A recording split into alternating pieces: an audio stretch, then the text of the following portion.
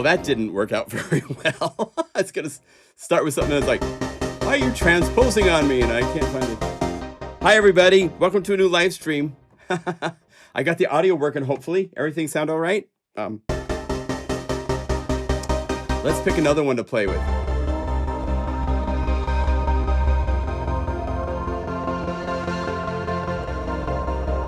So I'm going to transpose this down. Option and take it to octave. Say 12.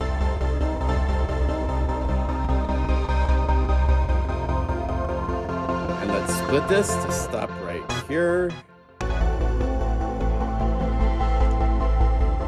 And we would change this to be GuruSampler 2. So let's go over here.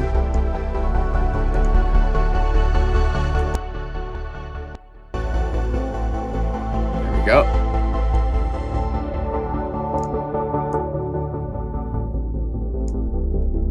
And I'm going to use an LFO.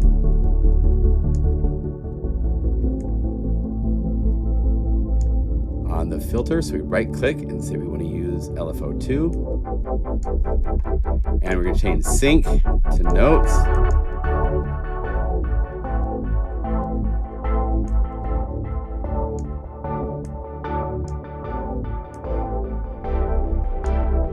And I'm going to have another LFO change the speed of this.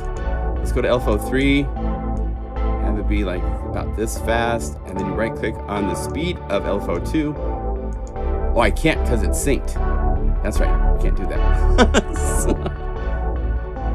Okay, I want to layer something else with this. So let's go surfing a little. I'm in the Super Mega Sampler library. It's supposed to be. Get it back here. So I have all these cool sounds to work with. Let's try this.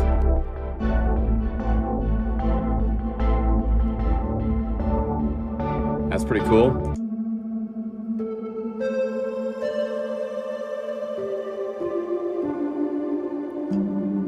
And I'm going to put, let's see, we'll be a little tricky here. We're going to put a step sequencer on this.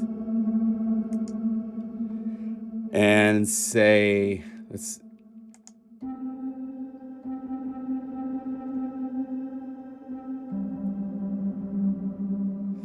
go like that. And say eighth notes.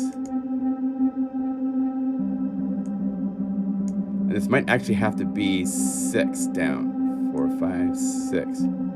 Or 7. 7. I hope this works.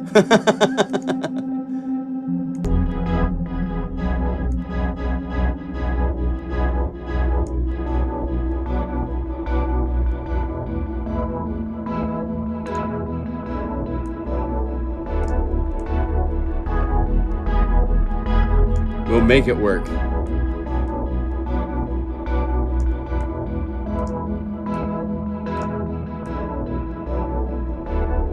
Let's see, 12.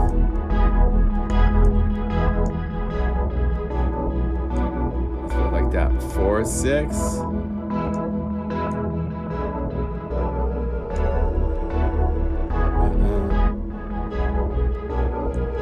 This needs to be 5.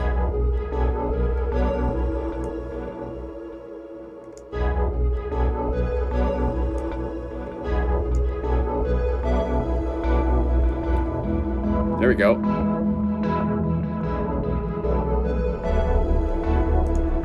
And then we change this up a little bit. Actually, I'm going to do this. Let's go over here and say, replace this with embedded instrument 1. What that means is instrument 1, this is all just going to, all the auxiliaries and the masters are going to go away, and we only end up with just the Unify layer of the sampler. And let's change this to be sampler 2. So GForce 2.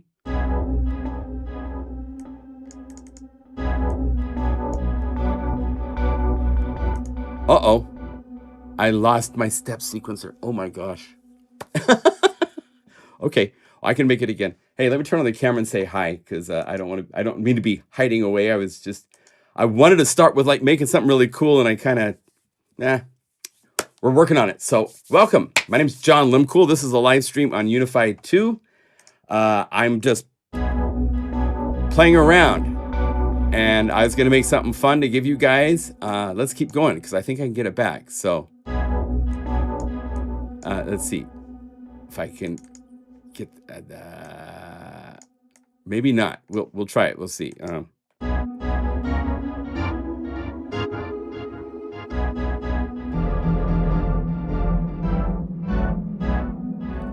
And let's see if that works. So let's turn this off. Now I have it at quarter notes. Let's go to eighth note.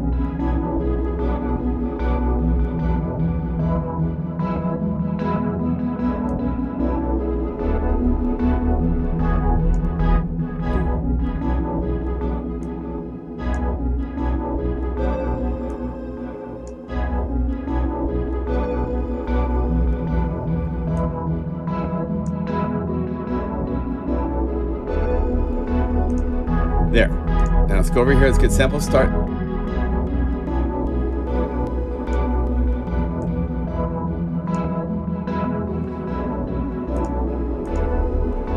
Now we need this to stick out a little bit, so let's bring some saturation.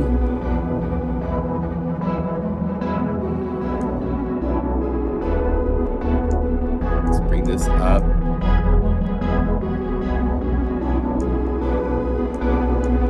I'm actually going to modulate this with an LFO. So let's see, I want to use 2 for this.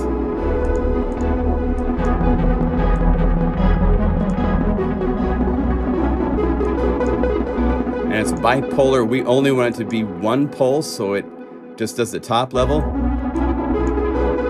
Instead, it says sync to notes.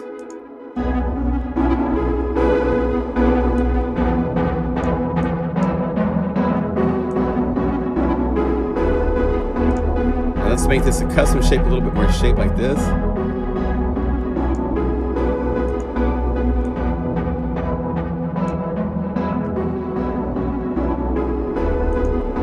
Let's find something else to add to this. I want something on the right hand that's cool. So let's go up here to like some of the bells. I was gonna play around with, oh, gotta go. Am I in the Super Mix Sampler? Let's see, bells. I wanna use, we could do, oh, there's so many different bells here to play with that I love. Let's do bowl, awaken. So it's gonna say load this in, and I have it. Oh wait, that's gonna, I think it's gonna replace the patch. So we're gonna go load into Unify layer. I just want instrument 1. And let's stop these two guys. If you right click on the key range, you can stop them both right here, and then this to take off. And then hold down Option to bring this down an octave. I think it needs to go down 1 step. So say transmit.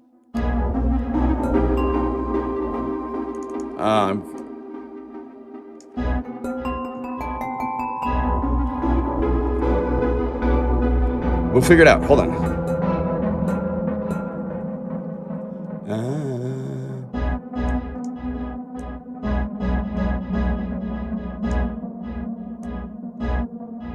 Oh, this is not transposing because it's samples? What's going on?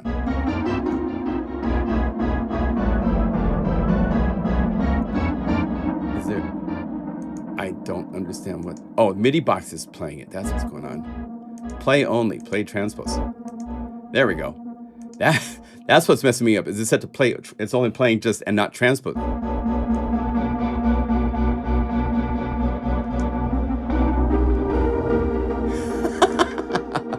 Train wreck. Okay.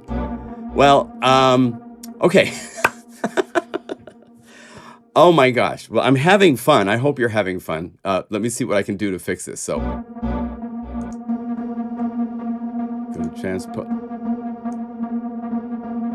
And why is offset not working here? Oh, I have it muted. Okay, so let's go. Give me an instrument so I can solo this.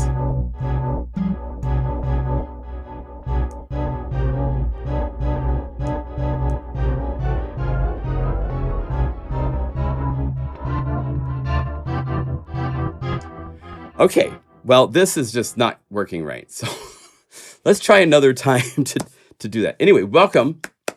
I want to show you some fun things with Unify. And, you know, you can do things that are a mess too, like that. So sorry about that. Yeah, so much for the new patch. We'll try again.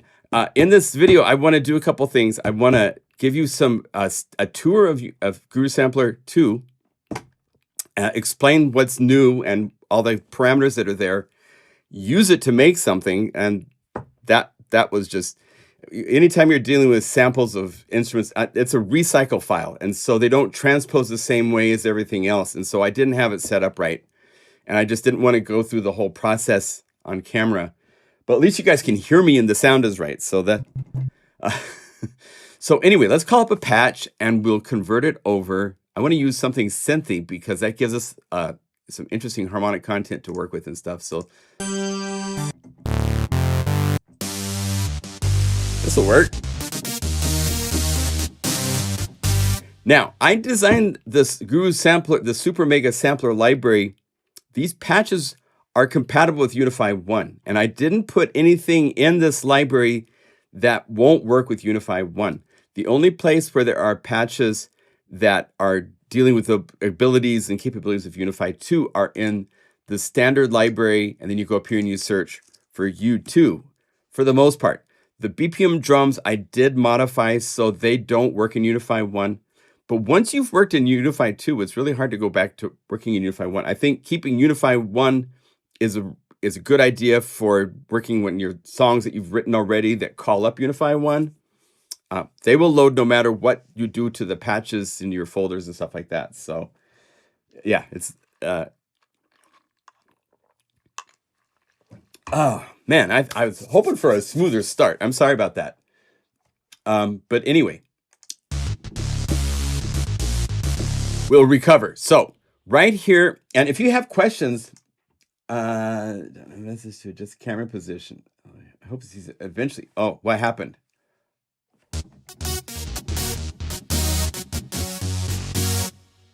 Does the camera? I mean, I see the camera right here and the camera on my hands, right? So that's the plant.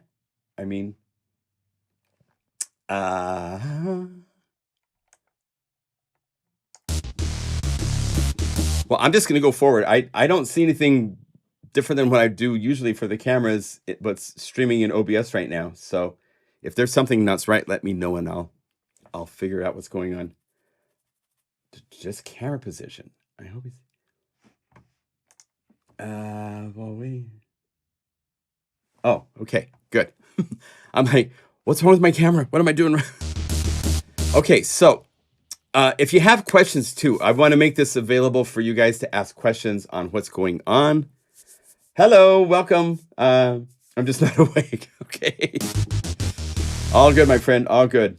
Yeah. Okay. So this is Unify 2. And when you call up patches, by default, for the most part, you're going to see the GuruSampler here in the choices of what it calls up, right? Now, we have a couple different ways of calling up the new version of GuruSampler. This is GuruSampler 1, which gives you access to a lot of controls. It is one LFO, and you can have a custom shape, and you have mod wheel is the only choice for assignments, for changing things and modifying things. And it worked for the most part. I wasn't a big fan of Aftertouch. If you remember, I always called it After Switch. With Unify 2, because Paul has worked a lot with instruments with Aftertouch and knows how to put in parameters that make it usable, you can go over here to the little bullet and go to select Unify GuruSampler 2, and this will convert the patch into GuruSampler 2. And here's GuruSampler 2. We can go like this, and we can drag to make it a little bit bigger so you see everything even better. And there's a lot more to deal with now. It's a more robust synthesizer. You still have your and by the way, I need to do this really quick because it's not quite the color I want. If you go to the settings, on the settings page, you can scroll down and there is a color wheel where you can set this to any color you want. I want to get to be like a cool turquoisey blue. Let's say nice and bright like that. And then you say set as default. By the way, also, let me point out, if you go to the interface and if you want to use your own image, you can choose what image you want it to be. Let's say I want to use something kind of nondescript, kind of cool like this, but I want to do a layer to it. If you want to do a layer, you turn on layer. You can change your settings to how you want it to be. Once you have these set how you want, you need to click the set as default color for it to remember this, so that now it will apply that when you go from patch to patch and so forth like that.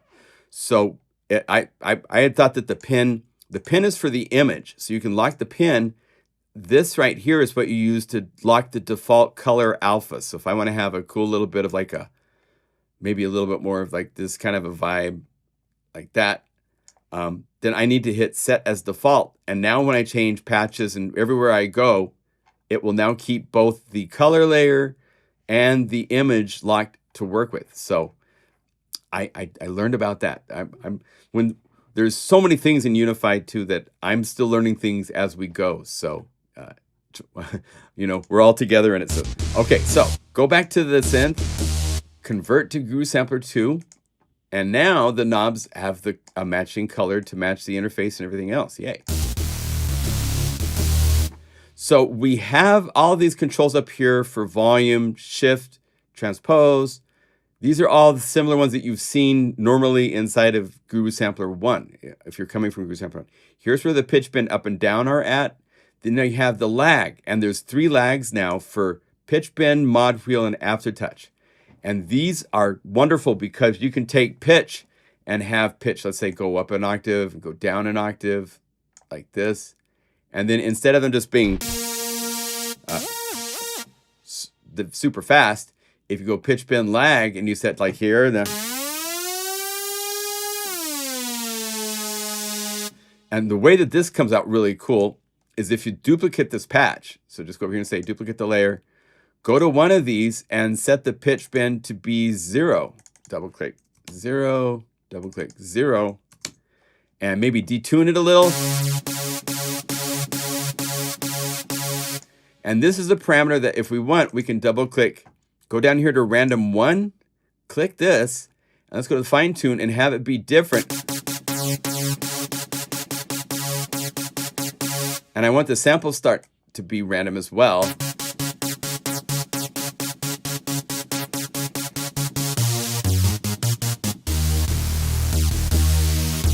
Now when I do pitch bend,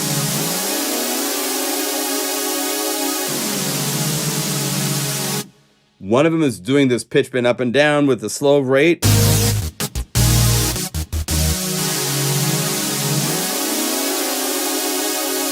So that kind of stuff's fun to play with. Now, let's. So you can follow these steps. If you want to recreate these patches, just go back, pause the video as you're making and just copy what I've done so that you can recreate these. It's easy to recreate them. Okay. Now we can also play with aftertouch and mod wheel. So let's take the filter. Let's bring it down. Right click on this so we can see what else is assigned. Because it's coming from GuruSampler 1, quite often I use velocity to the filter.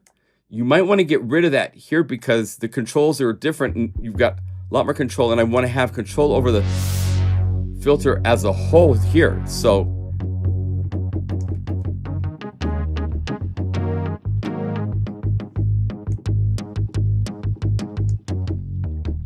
we do have different envelope shapes. So this filter envelope that's nice and snappy. If I want that to be more snappy, I can go exponential.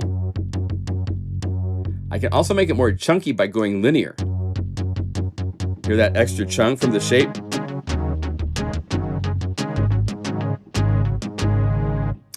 Now, I want this to be responsive to aftertouch, so I can have it grow and stuff, right? So there's a couple ways to do it. You could use aftertouch right here by clicking the box below. You have all these controls, and all you have to do, clicking on one of these, if I want the mod wheel to do filter, I could go like this, and now the mod wheel. What's cool with this is you can actually change this while the module is wide open to determine exactly where you want it to be at its max.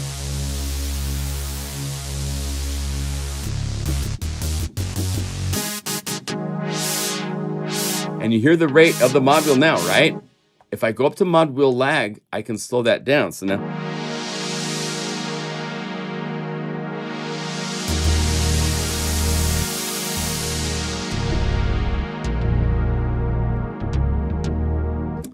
okay, so that's how these little buttons down here work. I got a camera behind me. It's kind of smelly and I have allergies, so I'm gonna blow it out. One second.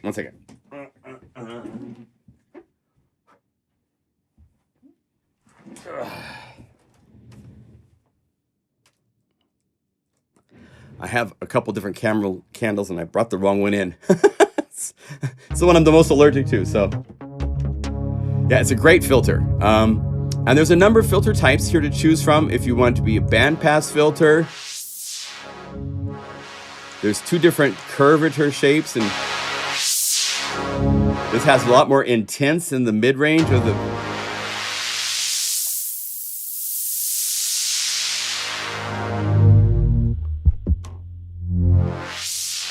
Yeah, it's...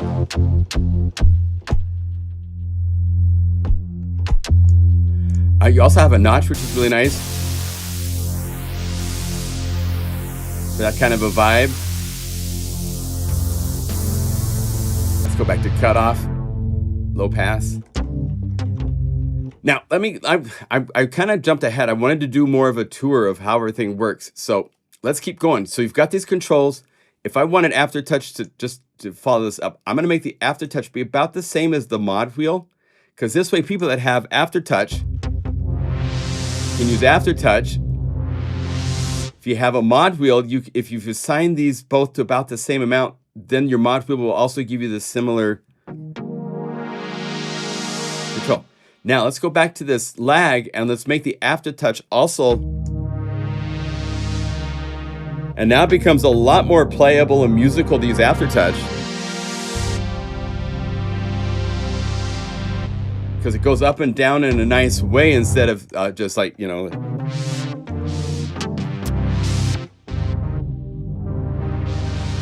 It's like jumping, you know. I never liked that. I always called it after switch because it's like it's there, then it's not. And if you play hard, it jumps at you and stuff like that.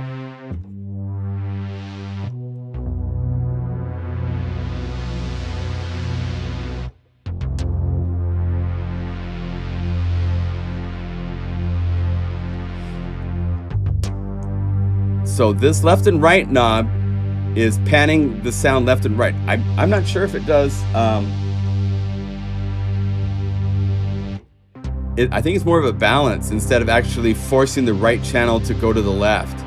It sounds like it just lowers the volume on one side or the other. So you can do stereo motion, things like that. Anyway, I want to get back to this. So we've got our sample start, which is important for, you can now modulate this. This is an important thing. So if we were to go to something like, I'm going to break this patch because I want to show you an example. So let's go up here and say brass. Let's say like the Moody Brass. Actually, where's the crew mark? Here we go, right. So if I can't do this in GuruSampler 1. If I go to GuruSampler 2, with the sample start, I can move this. Let me get this to be like this and like this. Now, because so a lot of the samples, I really am a bigger on trying to capture the attack of instruments, because that quality of that envelope, that's what makes it unique. So if I move the sample start in, I've lost that unique shape. So you might want to go to your parameters here. Here's your filter envelope, and envelopes just control what it says it controls over time. So if I say change the attack, I can get that kind of slow attack back.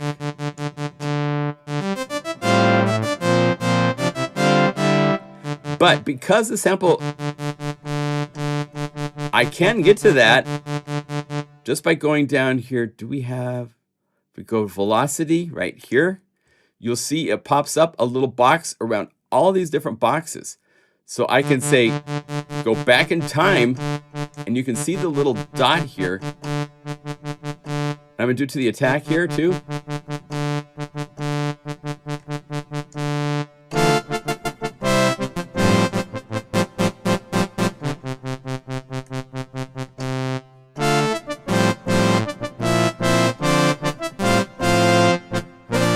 So you can get to where the attack can be later in the sample, and then the velocity can bring it back. Let's go back to velocity now that I move that.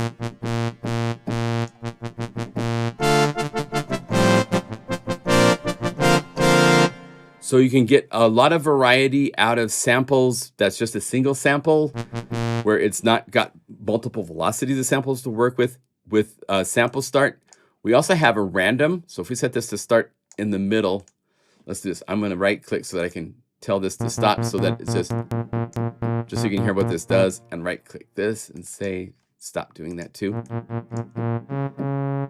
If I have this at this random, I think in an update we'll have a visual to show you where in the sample these pointers are. It's just something we didn't add for 2.0. But this random is now randomly changing where the sample start is.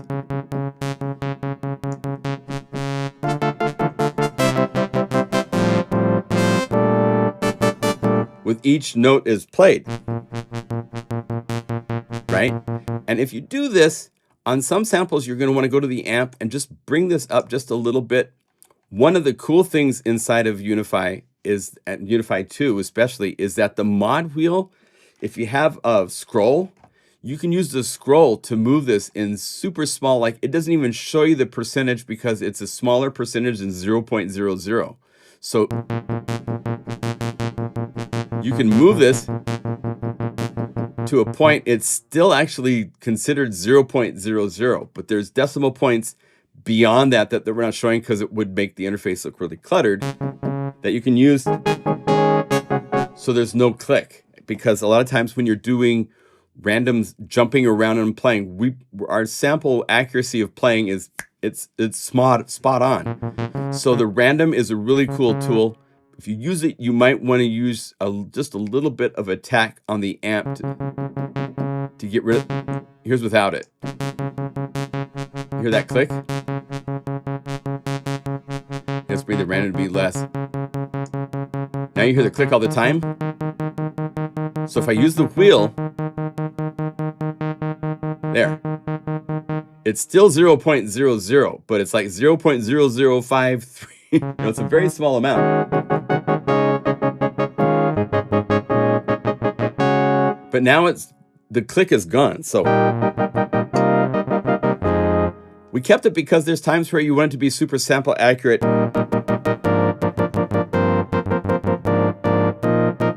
For that click to be there, because that's technically what it's doing. It's starting, and it's not always starting at a zero cross point.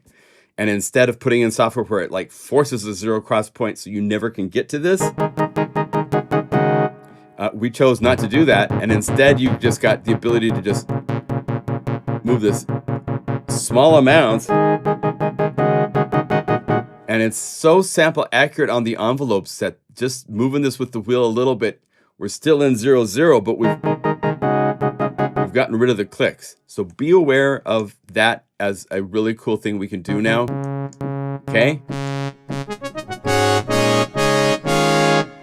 This is our directory listing for what samples are playing.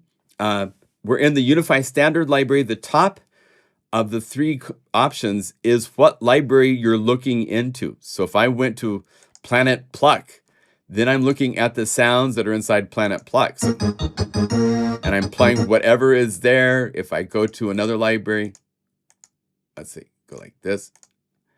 Why isn't it letting me choose Planet? Oh, I'm here. There's only one folder in Planet Pluck. Sorry. If I go to Titan 303, then I'm playing bass samples and TB 303 stuff. So, right? So that's how you get around in the library directory. And then below that are the directories for subdirectories. A lot of the libraries don't have subdirectories. the Unify standard library, we have a lot of directories because I put in, let's see here, if I go right here, it's a large list because all these U2 directories are new directories of samples that were added to the Unify 1 GuruSampler. So you've got ambient dreams, cloud form. Go to cloud form. You have just a small selection of the full library. So you've got, right? Let's see, do I have cloud form in this?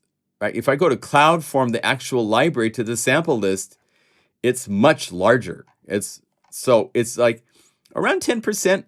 I just wanted to like really give you guys a chance to have a taste of all the different libraries that we've spent the last 5 years making. So when you go to like Dream State, this is a library that I made using Novum, which is a really cool granular synth made by Dawson. If you go to something like Gold or like Flutes in the Trees, and then change your envelopes to be more of a pad shape.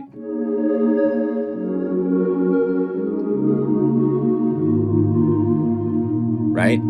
And if you're actually looking in the Super Mega Sampler and you're playing the patches, we tell you what library they came from, so that if you play a sound and you really love it, Black Friday is starting Monday for us for our sales.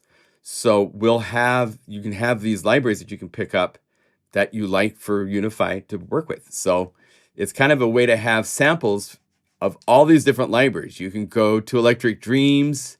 Let me change the envelope to be a little bit different.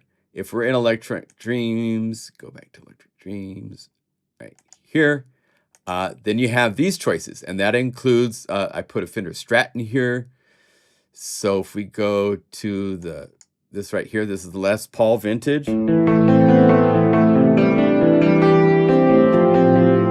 So you got a guitar with effect processing on it.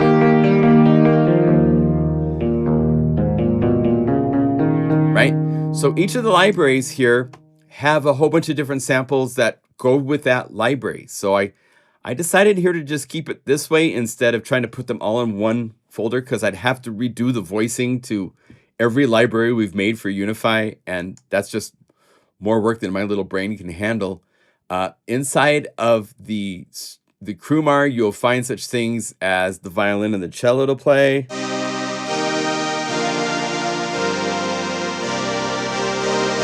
Right? So there's all these wonderful samples from all these different libraries that we've made.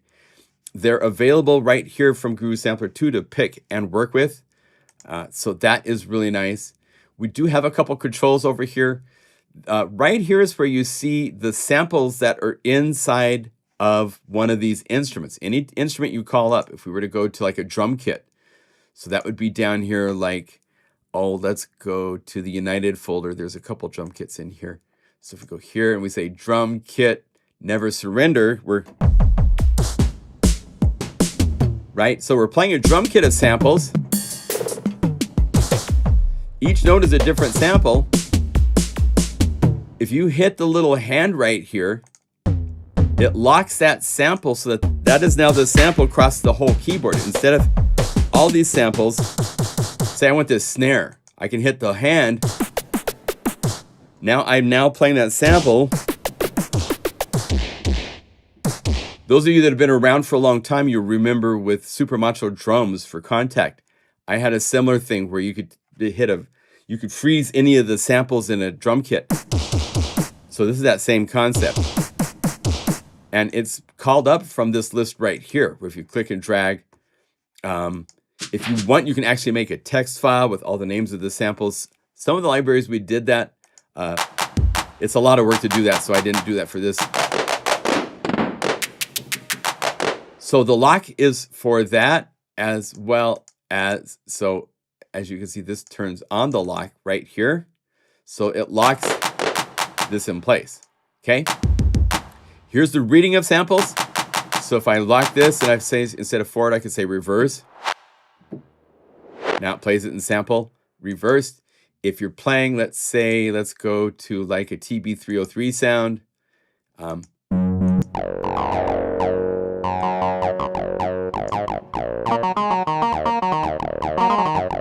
Maybe I want this to not be polyphonic. Right here, you can click to change whether it's mono retrigger, mono legato. When you set to mono legato, glide now shows up as a parameter. You can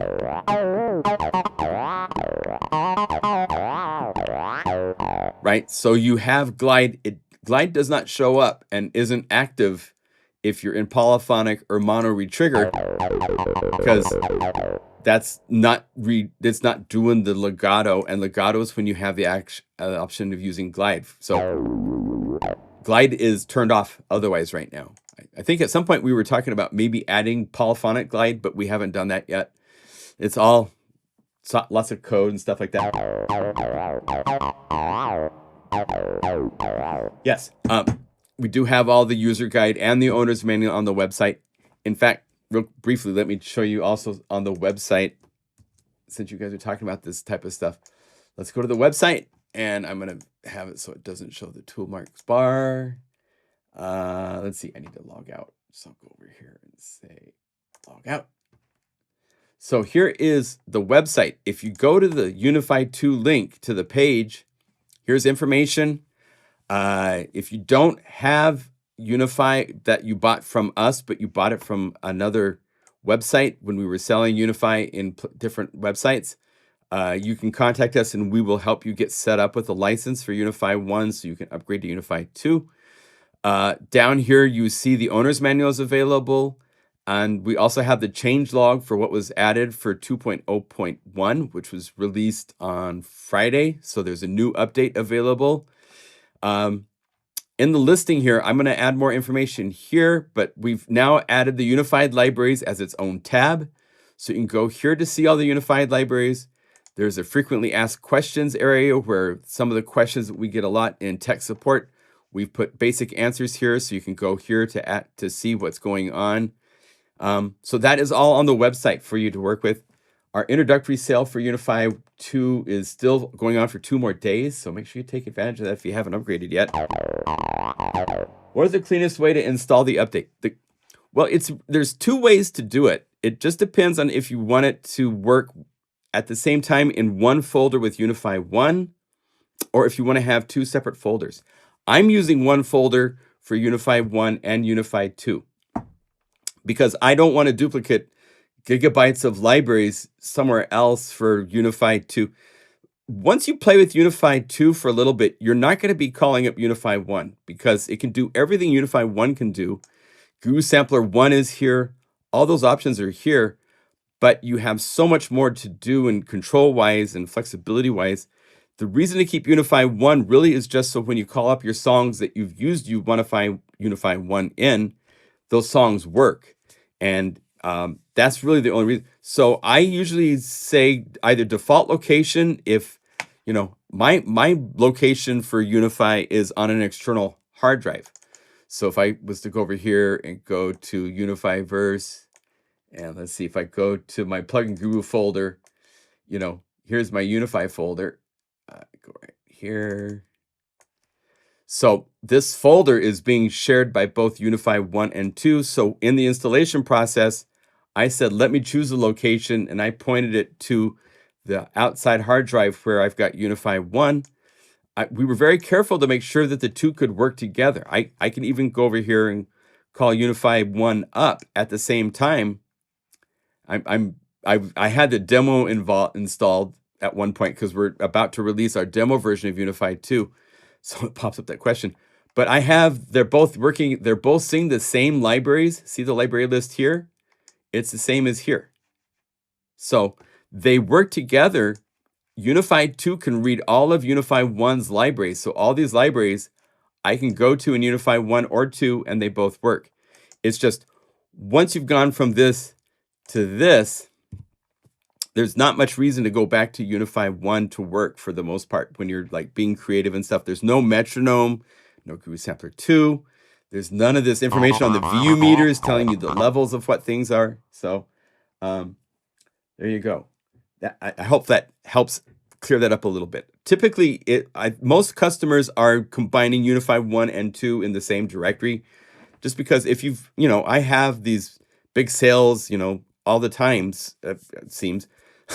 So there's chances to add libraries to Unify. And as you add libraries, that adds up your hard drive space, right? And to duplicate that just for a version of Unify that you're not going to probably be calling up that often doesn't make sense. So we recommend that you point it to Unify 1's folder. It doesn't damage or stop Unify 1 from working. They can work together. So yeah, so that. Okay, so we're over here talking to mono-legato. Let me get a little bit brighter sounds. So let's go here and see which one of these. There we go. Nice. I'm going to get rid of this layer. Just doing note offs of the Krumar brass, which we're not using anymore. And let's see, I think I have some auxiliary. There, now we're nice and dry.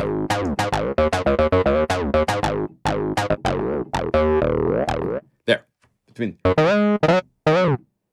Between the 4 content files, you'll end up with a reveal in Finder.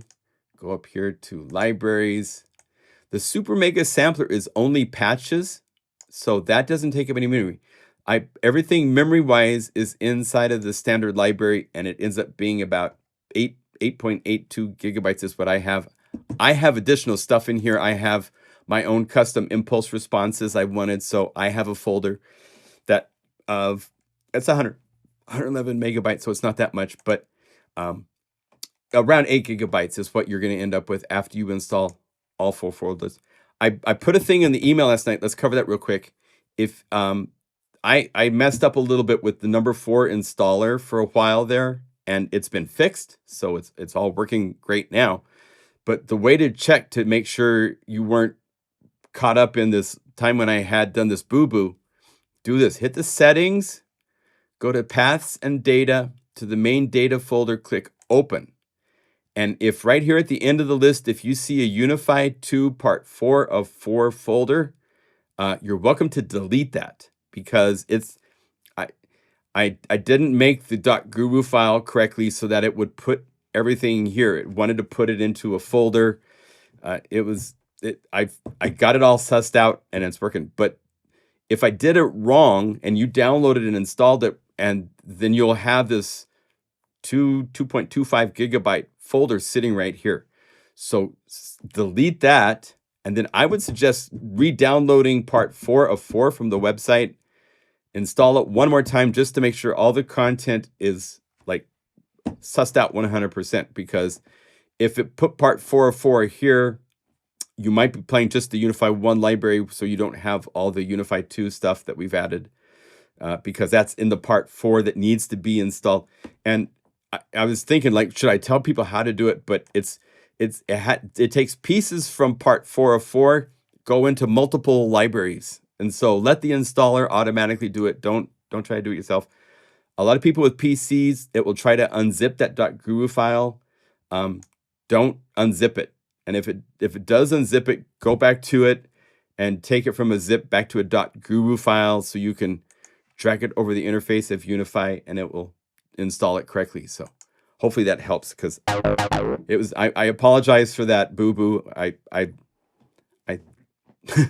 learned, so it's all set. So follow-up question in the forums, and let's see. Yes, more demoing. So okay, so we've gone through mono-legato. The last thing here is pitched or unpitched. And if you have a sample like this has quite a few samples in it. So if you go unpitched, it's going to play each range with what the original sample was. Right? Unpitched is really for if you're going to use something like a drum kit. If we go back to a drum kit really quick. So we go back to... let's see. So I need to say all samples, and I want to be polyphonic. Let's say I want this snare, so I freeze it. Now it's transposing up and down the keyboard. If you say unpitched, so now you can use parameters to make this be like a cool little attack transient on one layer for a sound. So pitched, unpitched is useful, but really only useful once you have it down to one sample. If you're trying to use unpitched and you have it on a bass sound, it's playing the same sample for the range where that sample was told to play, but it doesn't transpose it to the notes around that it needs to be.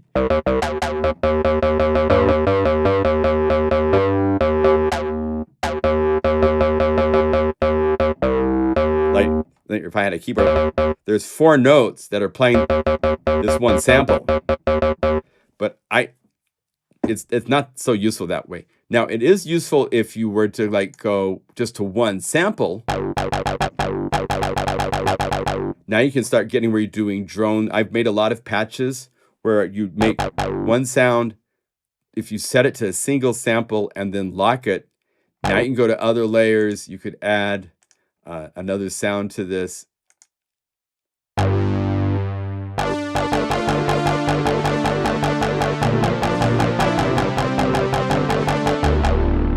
I've got that other sample, this bass.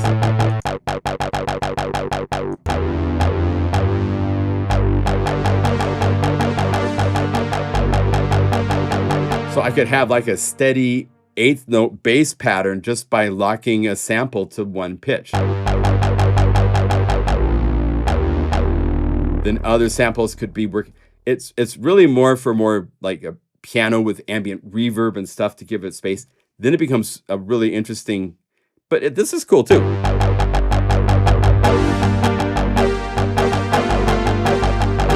I'm getting that bass no matter what notes I play across the keyboard. So there's different ways to use that. Let's say delete, and there's a shortcut for delete. It's Option, and you click the little bullet and the layer just goes bye-bye. Okay, so going back to here, let's turn this back to bit. Now, since I have this locked on one sample, this is like what Omnisphere does with one sample. If you turn this off, now it gets to use all of these samples. It's a whole different experience. Now you can sound like the real instruments, stuff like that. All right, our filter is right here, and our filter envelope is right here. If it's off, it's playing without filtering, of course. If you set this to filtered, then this controls, here's where you choose what type of filter types and also what type of slope to the filter. If you say 48 dB,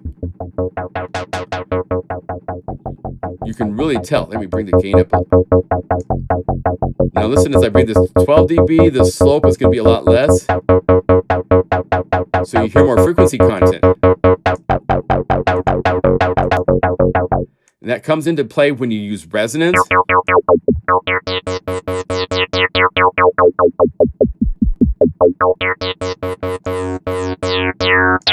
You'll get a much more different resonant sound and shape.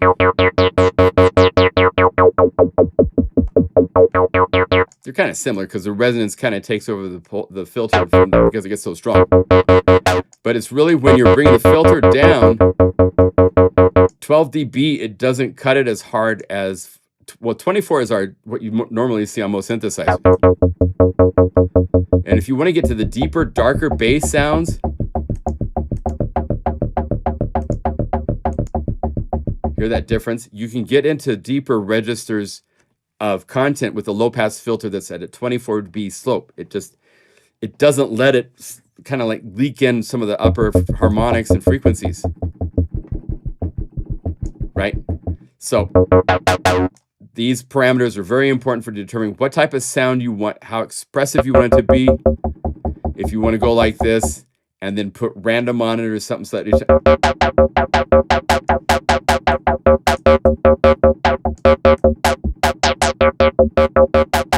Then you get into more of that kind of cool stuff. So that's back to that. Resonance is resonance. That is emphasizing the peak. And you can see the graphics pop up. And Paul even made it so it changes color as you bring up resonance so that it becomes...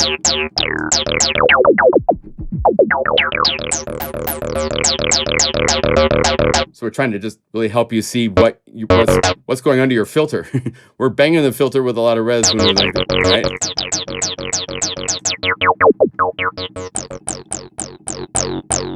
right? Okay. Gain is just there for an offset. If you need, a lot of times when you're making some sounds like a high pass filter, you're going to end up like with a lot less frequency content. So their gain is here to bring it up by quite a bit. If you're trying to do aftertouch, like crescendos on a sound that's filtered, you can add aftertouch to this parameter to give it a little bit more presence and stuff like that. It's just an auxiliary gain stage that's available to you if you want it to work with, right? Okay, so let's go back to low pass. So we have now saturation is a type of an overdrive.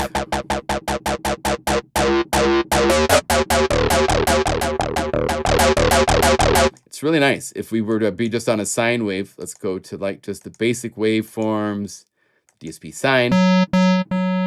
Here's without it. As you bring this up, it kind of squares it.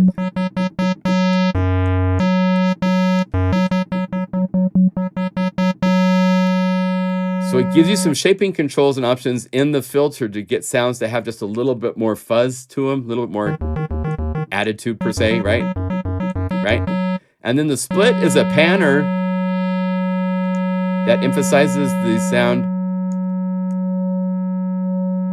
It's dependent on the filter cutoff as well. So if you have this all the way open, you might not notice it as much as if you have the filter down lower, right? And as you see, anything that has a little plus on it, that means it can be modulated. If the plus is yellow, then that means that something's already been assigned to it. So if we right click on this, we can see the filter envelope is assigned to this and key tracking is assigned to this. If you turn these off and close this, it should go to where it's not lit up yellow anymore. So you can see when you're looking at this interface, if something has assignments that are modulating and changing that parameter, we have a little active, if even key tracking, it will pop up and go, boop, yep, we got an assignment. Right?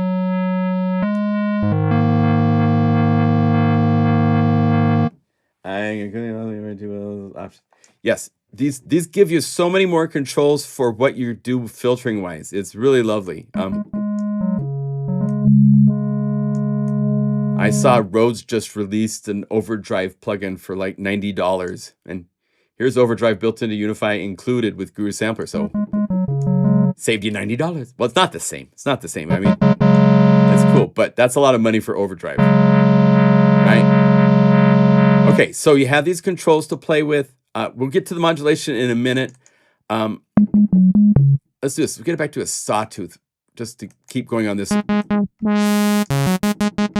Okay, now the envelope, the envelopes are a wonderful invention. Thank goodness for envelopes, because basically any time that you're playing a sound and you kind of wish you could start at one place and end somewhere else, that's what an envelope lets you do.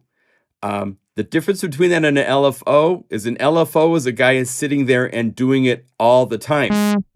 He's going like this. An envelope, unless it has the loop parameters, some more tricky things, starts at one frequency and it can change to another. And the way that it happens, you can determine over time for the attack, decay, sustain, release. Sustain is where is it going to stop? Like if I start here, if I bring this to 0, when I bring up my envelope so that it's 100% going to it, and I have decay here and I have sustain at 0, oh, you know what? I turned this off. So let's go back over here and say filter envelope 100%. So I can have this down. And now this envelope, because decay, this is the shape of it. And you can get a little more picky with the shape of it with 3 parameters right here for the filter envelope shape. And it's the same for all 3 envelopes. Linear means more like it doesn't have any slope at the end, so it very quickly gets to the end and stops. It's like what old computer, a lot of soft hardware synthesizers were more linear in shape. It's only after computers could calculate finite details for the fine fade outs and so forth that you got more into the exponential shapes. Here it has a little bit more smooth at the end.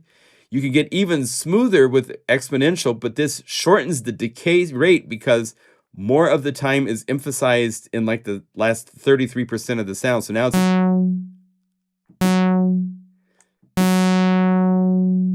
Hear how you have all that time in the last bit of the decay. So you have 3 different choices. If you want to be more like a video game, like this, and we want to be short. The other thing to remember, it took me a long time to learn this, but if your filter cutoff is at one value and your intensity is at another value and you're like got the decay, right? And it's like, that should be really fast. And you play and it's not fast. The reason is because this cutoff and the EG intensity are of a value so high above where the filter drop off is that it takes it a while to get to where you notice the decay. So if this is the case, bring down the intensity of the envelope. Watch this, as I bring this down. Now this decay is immediately happening because I'm this and this equal being in the frequency range where the changes I want to hear with my ears. If I bring this up to 100%, it takes it longer because it's way up here over here somewhere to start now. It takes it longer till it gets to the place where, right in there's where I want to. So if you bring down your intensity, this is how you can get to where the decay, I want a snappy decay. If I bring this up above this area right here, it takes more time for it to get to that point where we expect to hear the decay immediately kick in. So there's math happening between the cutoff and the decay. And if you go to the cutoff and you also by default have velocity also changing the filter cutoff, that cutoff value gets increased up higher. So it's it's good with this instrument, the way it works now for you to visually see what's going on, to make sure you right click and bring velocity down. You can also bring down key tracking. These parameters, it's all math. And so you have, if it equals a value higher into the frequency content where you're not going to really notice the change, then you don't notice the change. So you want to make sure you have your intensity brought down. And if you wanted to have a little bit more space so it like sticks bright for a little longer, then you bring up the... That makes a difference, right? Versus... And if I want to be snappier, I'm currently on linear, which means... Linear means kind of chunky. So... Hear how that attack is kind of chunky, so you can... It's kind of like classic synths. That's how they worked. If you go the other direction to exponential, you have to compensate by going to the decay. It'd be about right, but listen to the shape. It's much more snappy. So that's why Paul was very cool. He did this. I didn't even know he was doing it, and it's such a great addition to have different envelope shapes. I wanted knobs for like changing each parameter's shape, but this is a cool compromise to have 3 different shapes here to work with to get exactly the type of filter response you want. If you're trying to do a retro analog synth kind of sound, you'd want to be linear. That's what made them kind of have that more present brightness, you know? Synth class today is the update, yes. Well, that's how it works. The filter is one of those things that mystifies a lot of people. You just got to realize it's math between cutoff, the intensity, and filter or other things that are modulating it. Those all go into getting how the filter is going to respond for what you want it to do or not do, right? So here's your envelope. We have an auxiliary envelope. That's just for you to use on something else. Say I want to change pitch. I have filter, I have amp. I don't have one for pitch. So if I wanted to do pitch, let's say I want to have it go to 0. Oh, the other thing to talk about real quick, sustain. I use this all the time for cool tricks. If you notice, it's going down to this resting point, and that last little bit of the gap sometimes is kind of lurchy, kind of jumps there. But if you want this shape and you want it to rest here, but you want it to not be lurchy, bring up just a little bit of sustain. See how it rests?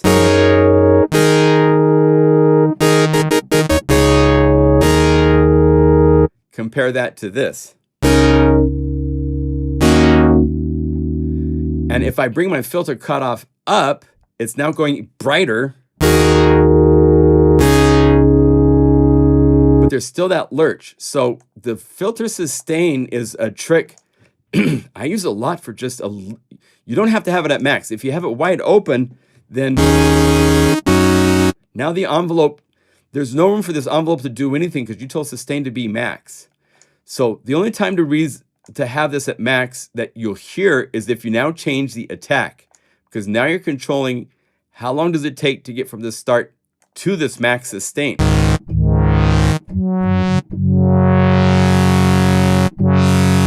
Right?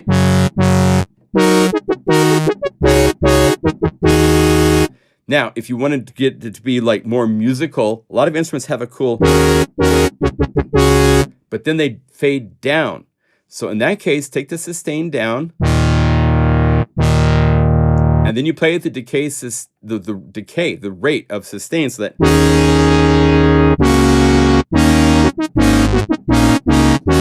because you have to think, most, especially wind instruments, brass and so forth, it's a player, and they're playing hard for a second, and then their breath changes because they can't hold that strong sustained breath.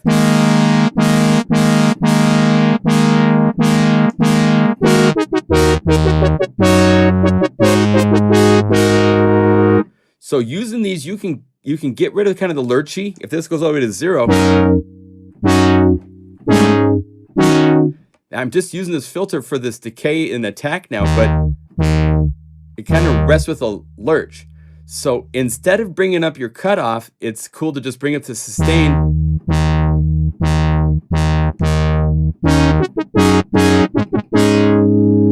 And you'll find the place where it rests and sounds the most natural to you.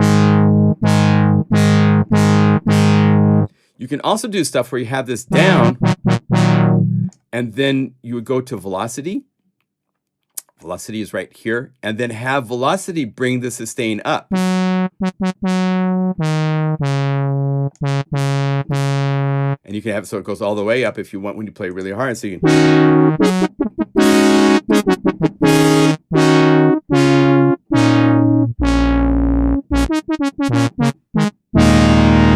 When I play hard, I get nice and bright.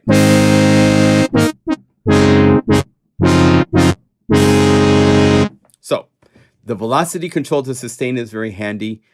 You can actually use anything. The cool thing with Unify 2 is that we have a really easy interface for assigning anything to all these parameters, including things like LFOs. So if we went into like I said, the difference between an LFO and an envelope is an envelope is a dude sitting there going, wow, one time. An LFO is you telling this person to sit there and keep repeating whatever it is you have it doing as a cycle over and over and over again. So that's why it's really cool that we have a custom shaped LFO. If I want, I could have it where I say, I want you to start low, and I want you to go to high, and I want you to go back to low. And I want to have like this kind of like little exponential curve here. This is this is linear. So when you start going exponential, see how this is bringing this in. This is making this part faster and this part have more values. So you have the ability to see right here. Now, if I want this to be my shape for the filter, all you have to do is this. Say intensity here down, and you'd go to the filter cutoff, right click, and this is LFO 3. So let me bring up my level to be max and make this a little bit faster so we can hear it. Then I go over here and I right click and I say LFO 3, and now it's repeating that. And I actually have the ability to make it a one shot, which means this can be your envelope instead of this envelope. And now I have access to like making the...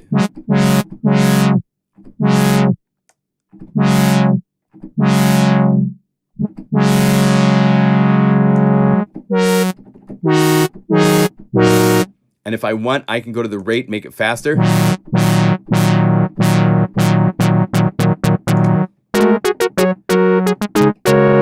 But it's one shot. If I don't have it to one shot and I'm doing this really fast, right?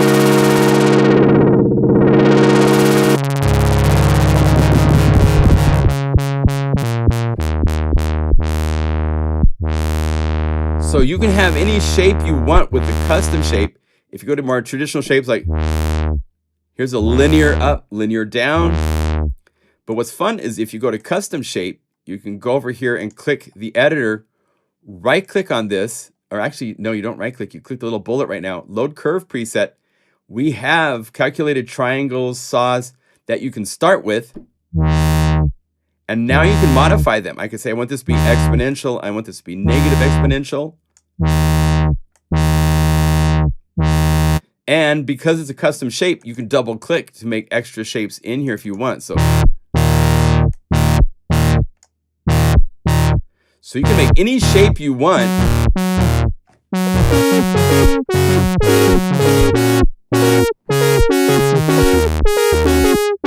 And where it gets really fun is that our envelopes are calculated per voice, which makes up all sorts of really cool capabilities. So let's do this.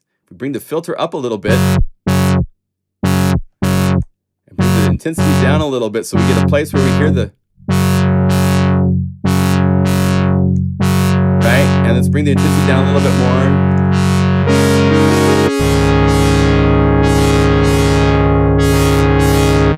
Check this out. This rate is modulatable. So I could modulate it in all sorts of cool ways. Let me give you some ideas. Key track means across the keyboard equals a certain value number. And you can actually have the key track change so that each note you play on the keyboard, now it's slow.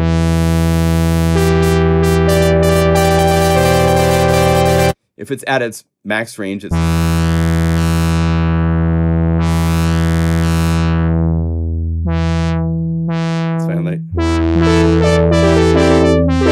So each LFO on each note is at a different rate.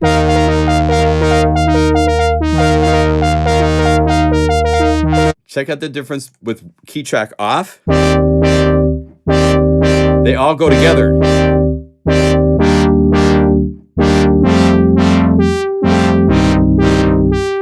If I bring up key track,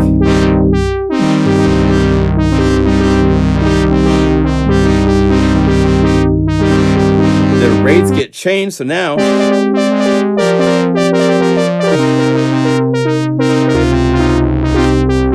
and this is kind of an extreme case, but you can now do such things as like have this be soft and low and this be dark, and then right click this and say this level. I want aftertouch to play with that. So now when I play,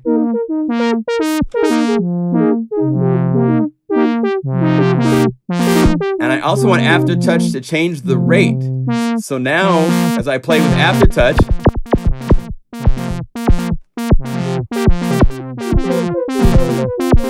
get our cutoff a little higher so it doesn't go quite so low.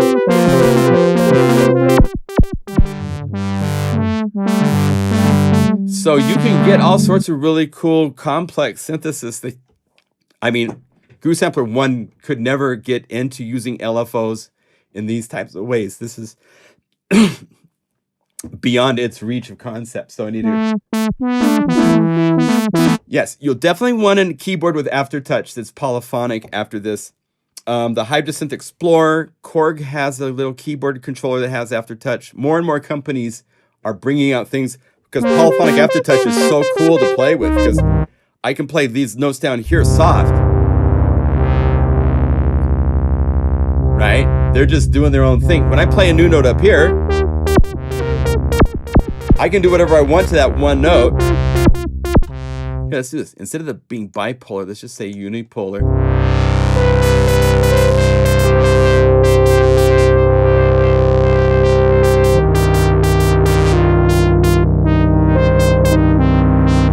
And, you know, this is on a sawtooth waveform. If you were to change this to be, let's say, a synth waveform, it's more complex.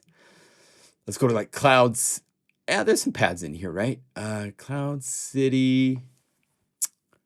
Yeah, here, Future Vox pad, or this, or here, the flute would be really cool.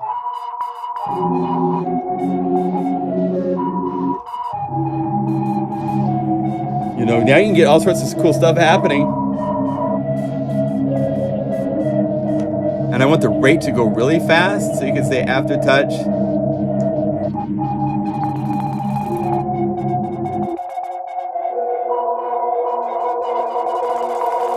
And I want amplitude to also do that. That'd be easy. You just go to the amp. Here's your intensity of the amp for the volume. Turn it down and have that also be modulated by aftertouch. And also we could say also by LFO3. That will really bring up and emphasize the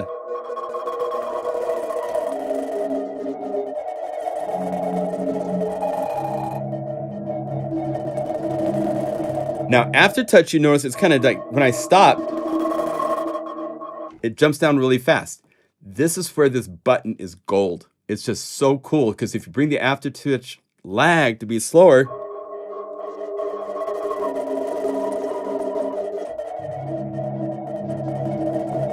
it's much more organic and natural. It just doesn't like jump from one value to another really quickly.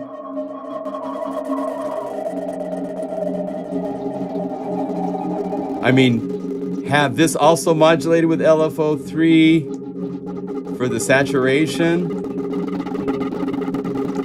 and have split modulated with LFO3. I mean, you can get really cool.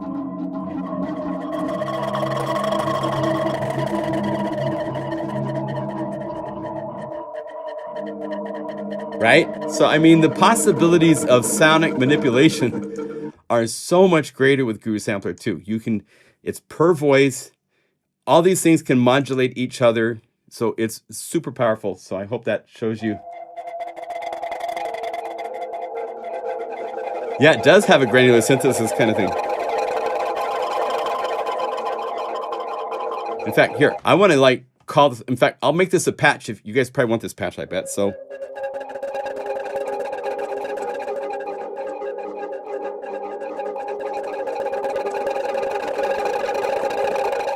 let's find something else to layer this with. So let's clear this and find like maybe a cool, let's see, I love like Eternus Eternal.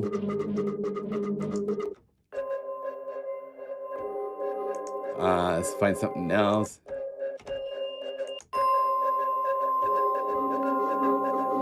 Let's see, I gotta check tuning on who's out of tune really quick. They're both out of tune. Okay, so solo, we'll mute that. When you're tuning, you make a instrument layer, just an empty instrument layer, and it makes a sine wave that's in it's perfect tune. So now I can go to GuruSampler 1. It needs to be down a little bit. Now let's mute him and turn on this. And you're in tune. Okay, so now we can get rid of our sine wave. Now let's have our envelope have a little bit of release for this pad element.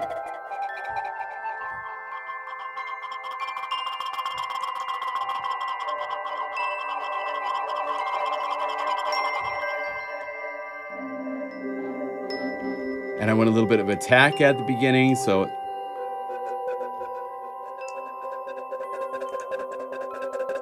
and maybe I want to like splash it around with a little bit of a delay. So let's say delay. Let's have it be a little bit off on the balance between the two. Let's go over here to, let's see, do I want data verb? Let's see if this works. Decay.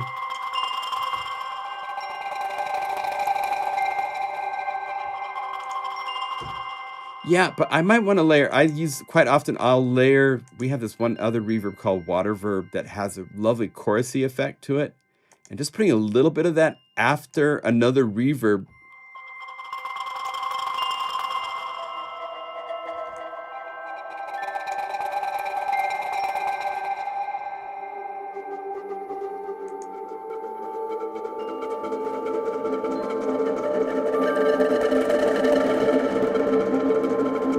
And I want to add one more pad element that's just going to be like, now this is rad to start with. So let's load this as a layer.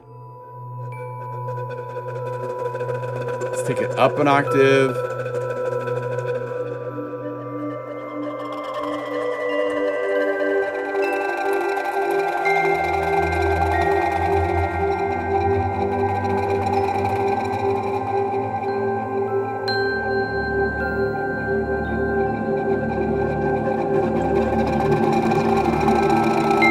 Kind of cool.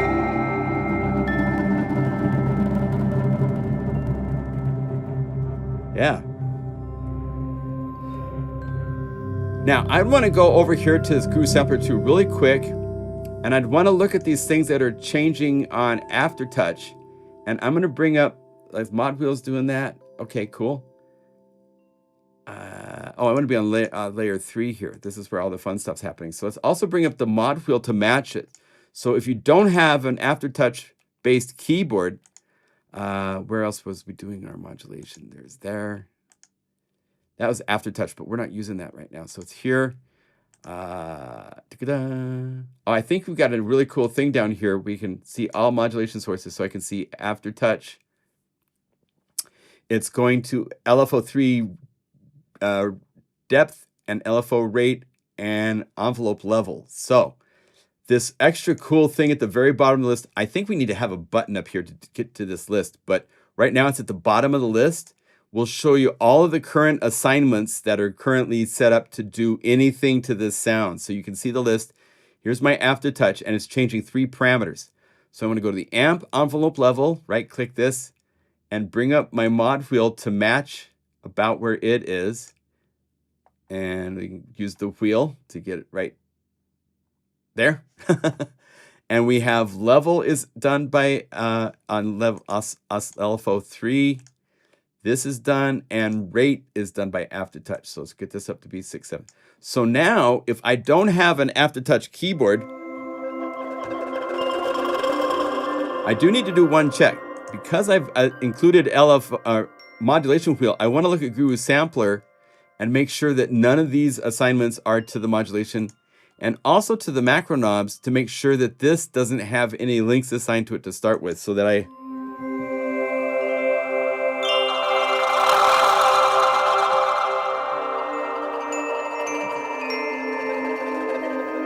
can use a mod wheel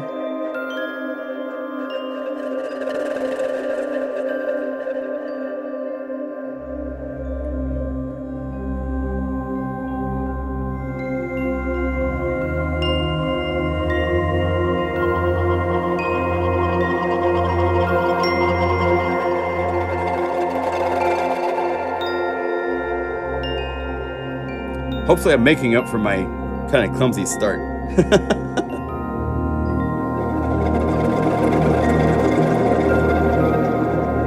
Now, this is where it might be fun to show you getting into even deeper programming. I talk a lot about Unify being, each of these layers is like a separate oscillator of a synthesizer. And so you can do things to each of these layers that don't really make sense. I don't need the MIDI effect because we don't have a sustain pedal thing happening. When I use the that low frequency stuff, I kind of want to get rid of that a little bit with the mod wheel. The only thing is I can't make these knobs work with Aftertouch. So this is just going to be to the mod wheel. But I'm going to go over here, and on that layer 1, which is the granular dancing thing, I'm going to add a Unify EQ filter max and high pass filter it so that I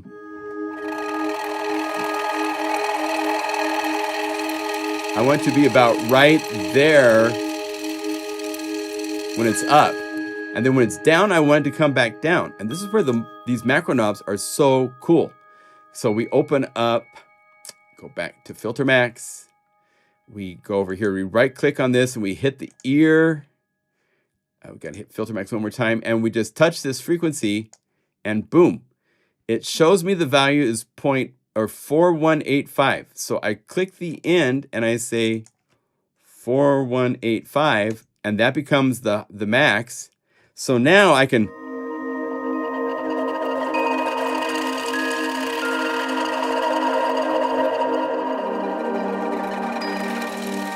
so when I'm up like this, without this, it would be like this. I don't want that. I want it to get more like this magical motiony stuff.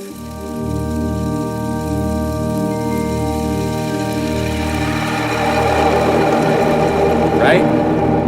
And maybe I want the volume not to go quite so, it's going a little nuclear at the bottom. So we change to this parameter, which is minimum to the current value. So we go over here, we say instrument 1, that level. And I'm going to do this. When it comes all the way down, I don't want it to be 0. Let's bring the module all the way down. And I can control where the volume is here.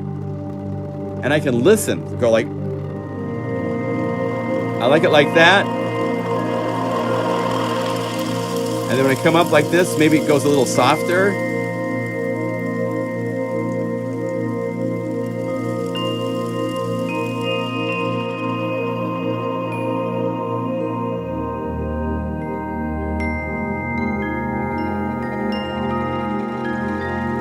Maybe I want it to be louder. I want to really like be pronounced a bit, so.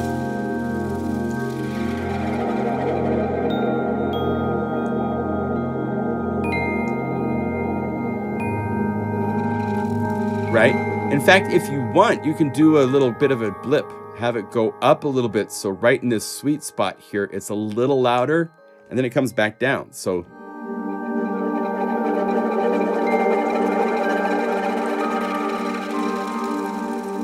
you can make multiple breakpoints to any parameter. Like the curve here for the filter is not.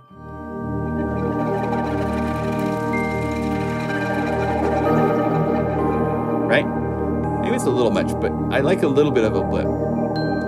Now, one thing we can now do with Unify, couldn't do this before, is we can actually do the same thing as an LFO inside of GuruSampler.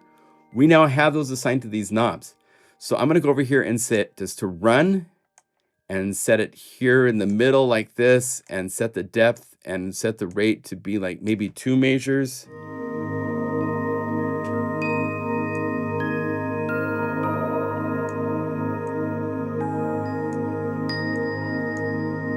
Let's see, I want it to be like this, and I want the depth to be maxed. Now in this case, I need to have it go a little bit more wide.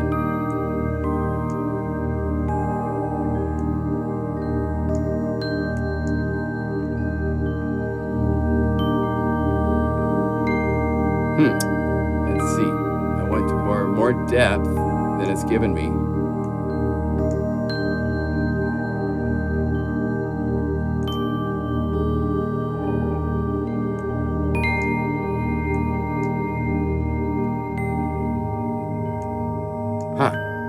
This is where I get a little, I'm still learning about these controls actually. It's one of those things that's not entirely clear to me. Yeah, it's not doing exactly what I want it to do, is it? Because I want to get all this range stuff that's happening. And I change this, that's too soft.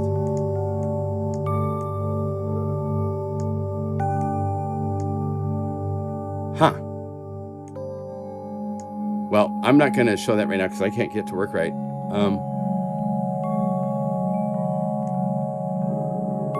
Let's see, filter.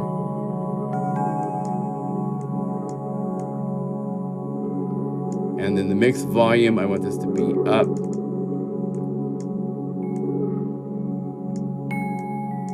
I changed something in it, it seems. Interesting.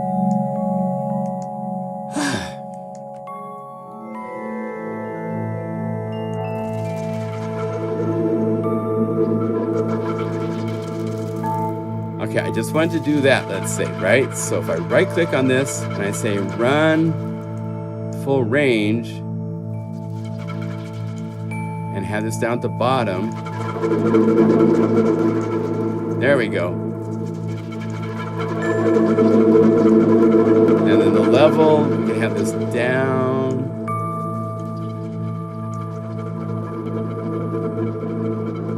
There we go. I had the knob all the way at max, so it didn't have any room to play with. So if you're setting it to something like this, at the forward reverse, we want to give it a lot of range to do this because I'm using unidirectional.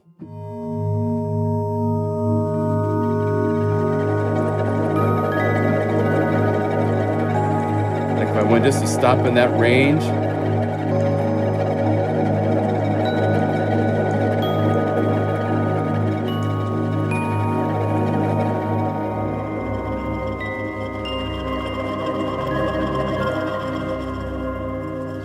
There we go. So, just takes a minute. Pilot error.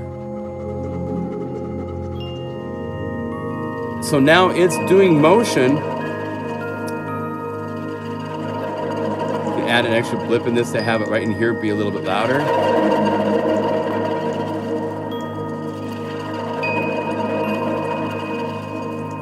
And then you see there's a little play button right here, so you can turn this off when you just want to play it manually.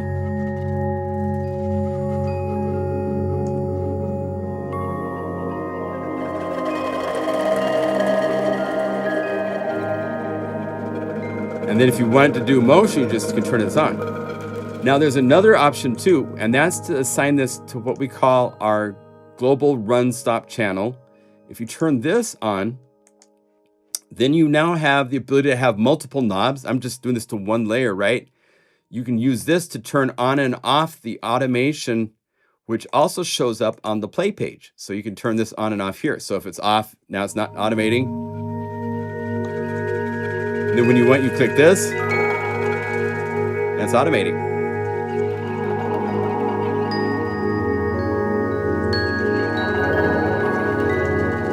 Right? So you have the ability to assign it to a master set as well, because you might have other parameters that you've set up for modulation.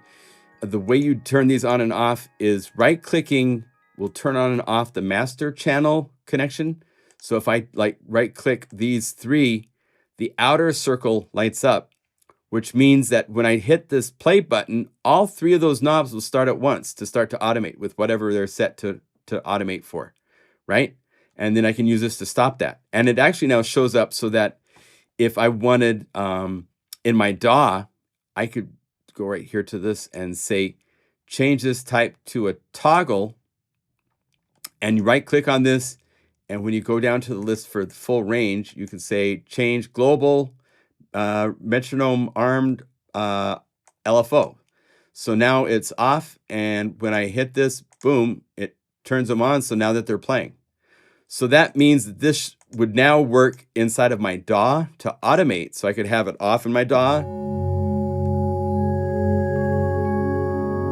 I can like sweep every now and then. And then when it's time for the groove and the chorus where it's going to be doing a cool pattern, I can turn this on.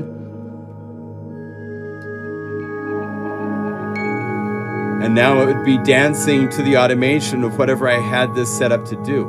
And then you can turn it off again by just turning this off.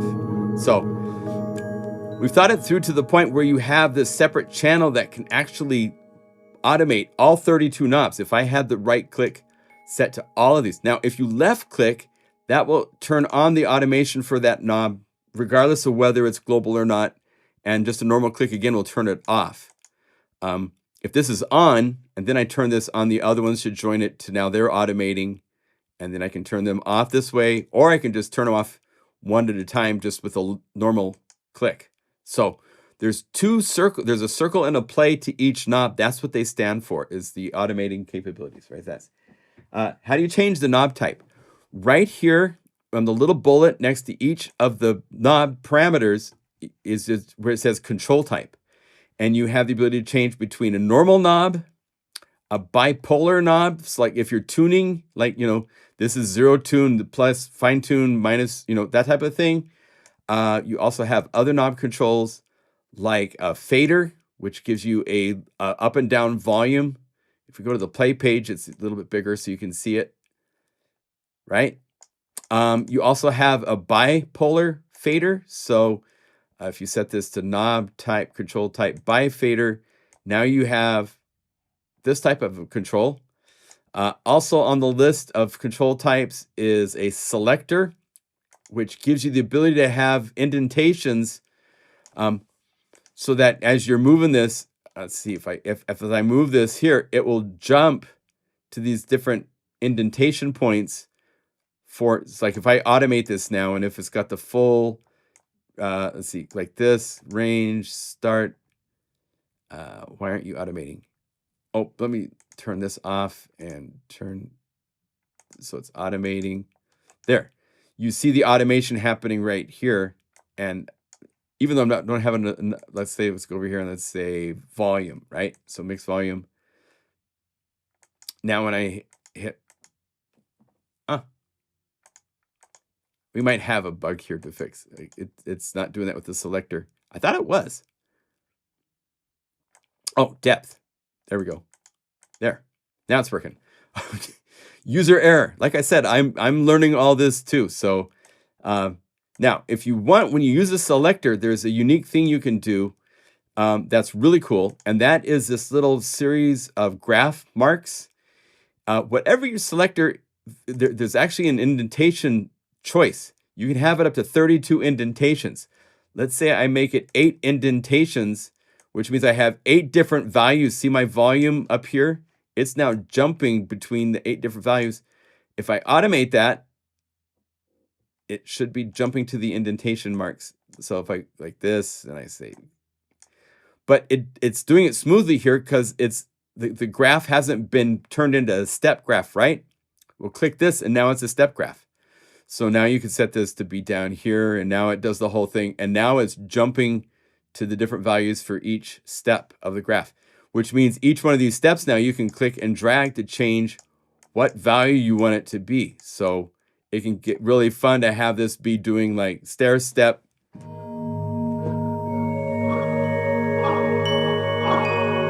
type of stuff. So there's that. Then there's the toggle, which is the ability to toggle between one value set and another set. Right? So you can toggle between them. And then there's also a button, which is like if you want to have like distortion or something like that. And it's just when you push this, you get the button for the distortion. And when you stop pushing it, it goes back down to its original state. So you can have it just pop in for a second. Like it'd be really, really cool. Like, let's see, I have, what do I have here I could mess up with? Let's say I wanted to bring up the resonance on the filter. I could go over here. I could say, let's change this value since it's already, so we can go replace, instrument, here, the effect, filter. You can't see it's off the screen, but I turn on Q.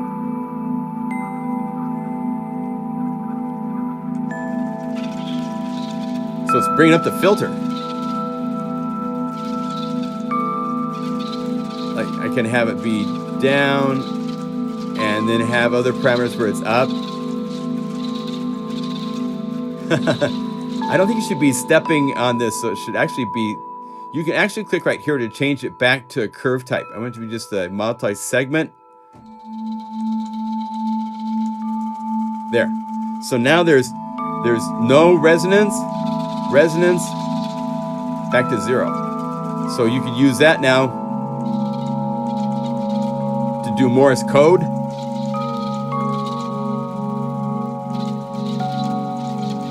Right? So you could do that to have multiple buttons that were just sending values of certain distortions.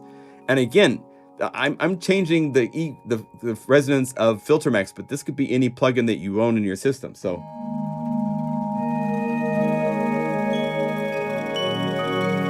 we'll add more to the manual.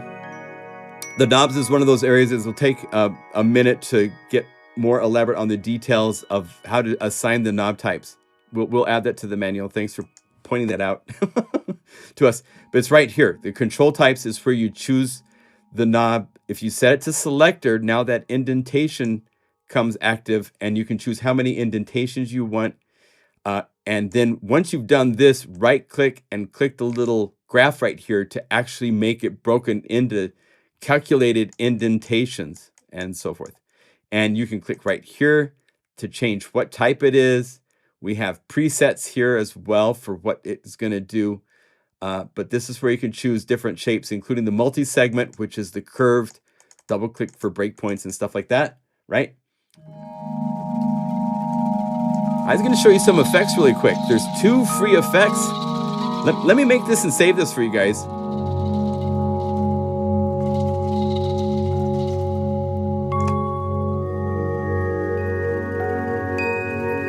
Let's see, let's have...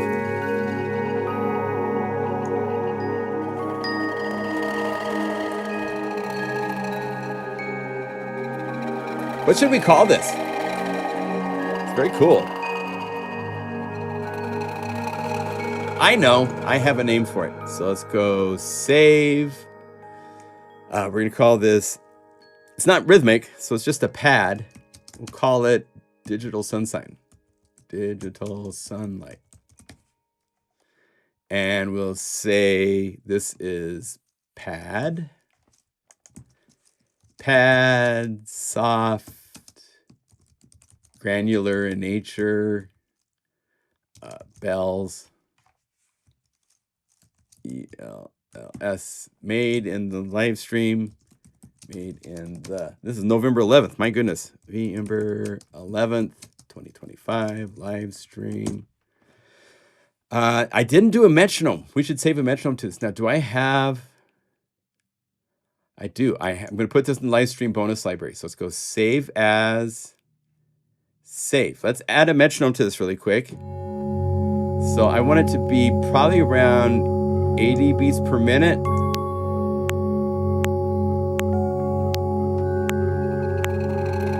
And by turning on the metronome, I hear the click right away. And then right click on the metronome, and this calls up Mr. Metronome.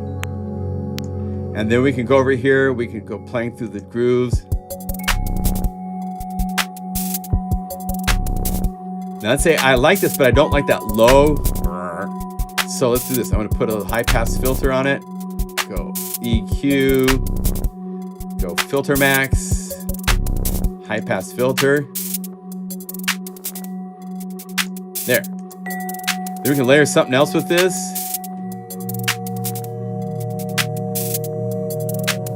Maybe the star piano might be cool for like some sort of steady pop.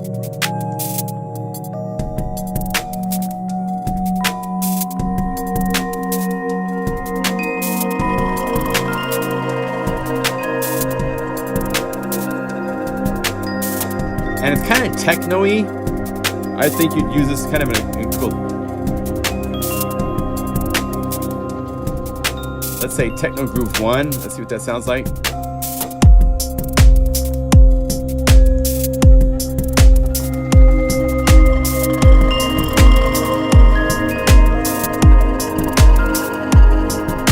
Maybe not quite so techno-y, so let's click on this and like... bring the kick down and change the pitch of it by chorus. Make it short.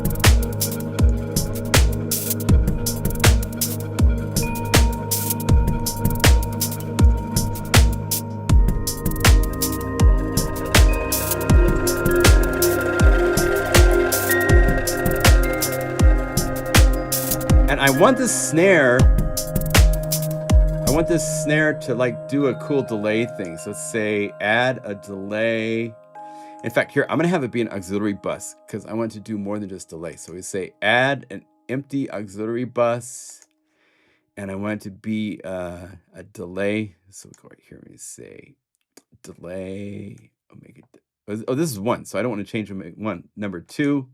Click here, say delay. And let's have snare go to that.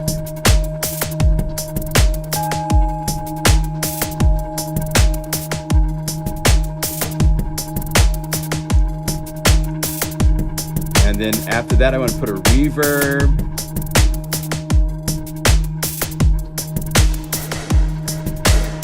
And I'm going to set this to 100%.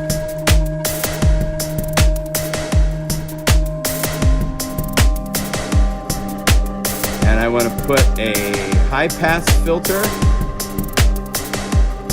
EQ filter max. High pass. And I'm going to put this at the beginning.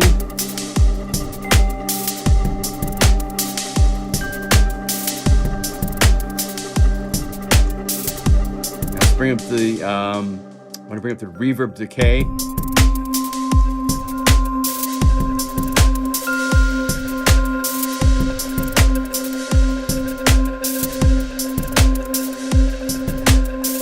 And let's also have it bring up some of the dry signal. So come here.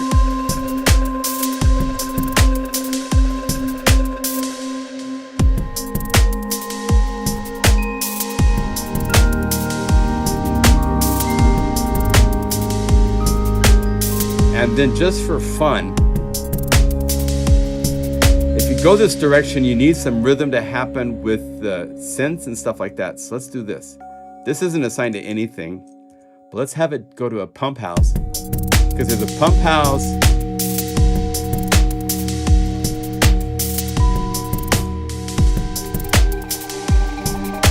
Let's have this whole drum part be down a little softer.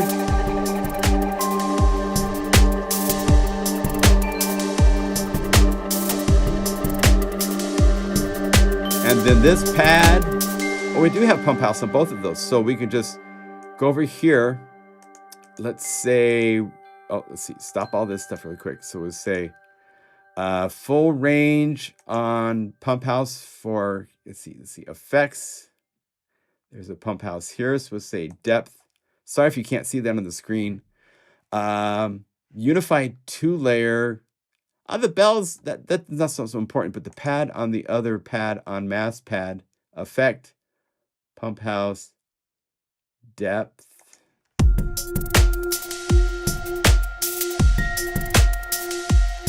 And let's change the shape to be more like a pulse. So we say calculate its.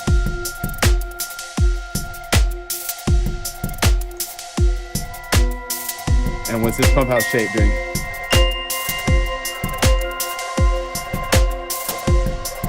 That's cool. And let's do this. Let's also have it so halfway through. Instrument. Mass pad, effects, pump house, beat division. So we'll say it's right here, but as we go up.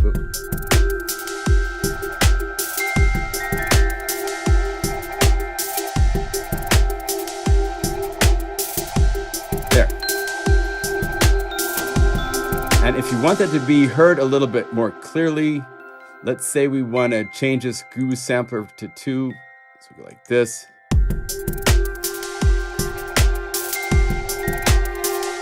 Let's have it bring up that parameter. So I could say, use the ear, go here and grab saturation. So now as I bring this up,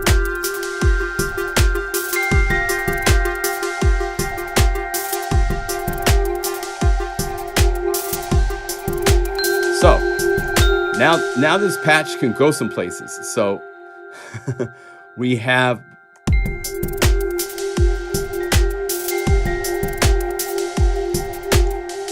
we wanted this to and let's have this become a button for starting and stopping the metronome. That the filter cue that was just to show you something. But let's do this. Say max range. Go over here to the global metronome on and off and change this shape to just a toggle. So now it's off and on. So now you can turn on and off the groove, and this is pump, rhythm. Also notice Paul gave us a whole lot more spacing for the knob names, so you can make them bigger names, which is pretty cool. These aren't assigned anything, so I'm going to make them blank really quick and have these values at 0, so it looks a little bit better. But we have pump rhythm, so we can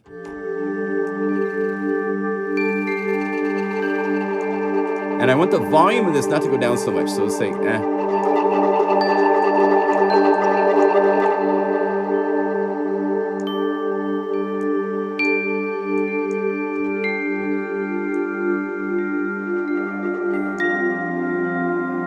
and filter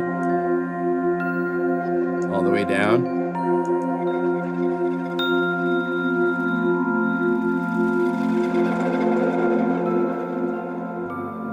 And then you can turn on the rhythm.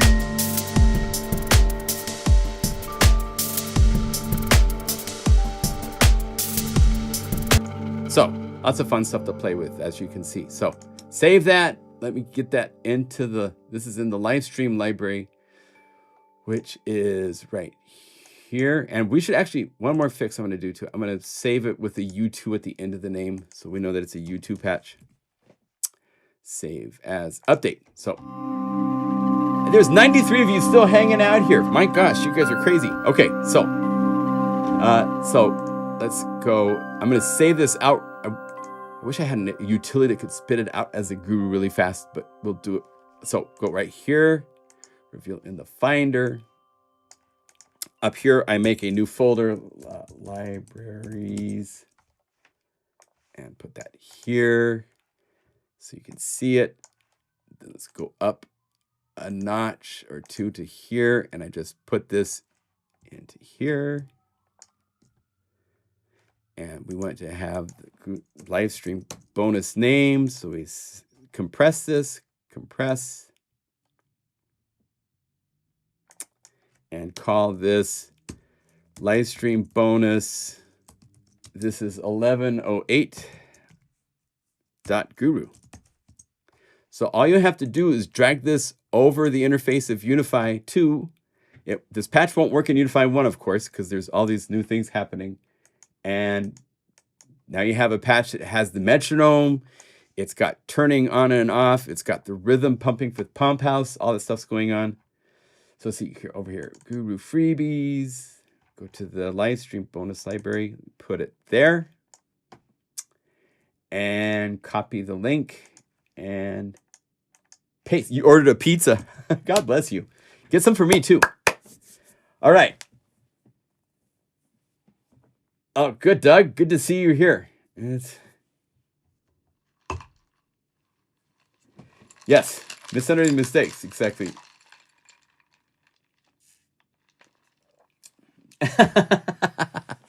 Yeah, background with animation. It would be cool if the metronome was actually tick-tocking back and forth, wouldn't it? If like tick-tock, tick-tock. That would be fun. Well, thank you for joining us for this. Real quickly. Oh, cool. Hey, Nuts. Good to see you, man. Thank you. Real quickly, I just got to point out a couple of things.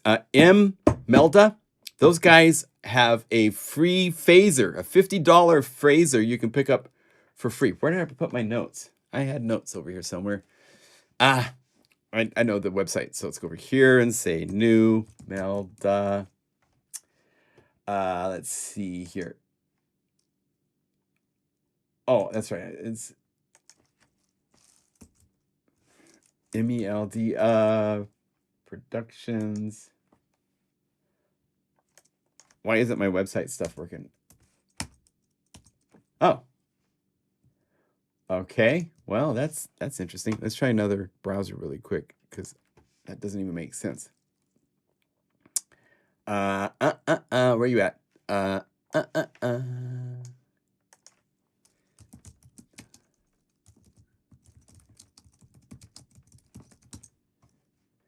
All right, so it's Melda Productions here.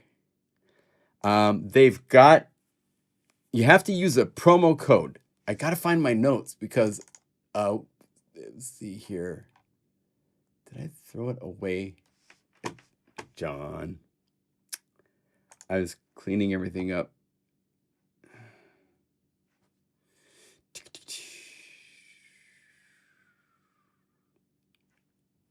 Where did it put? One second, because they've got I can't believe I can't remember the promo code.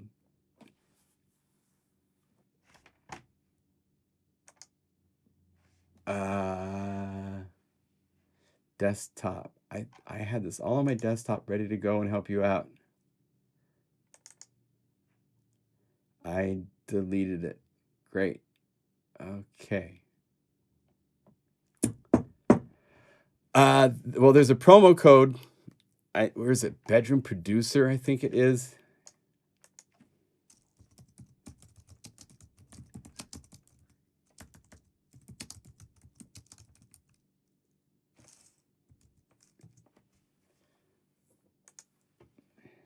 Yes, here it is. So the promo code to get this for free is MBMBST. So using that, let's see here. Let me get to the website. Here is the promo code. I'm keeping my eye out for you guys.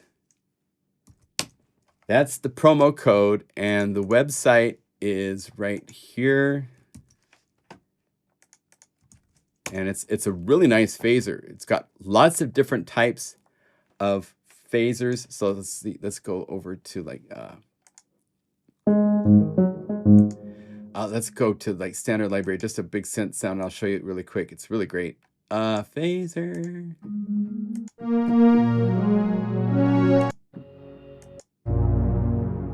I want something bright, so let's go over here. I know we'll just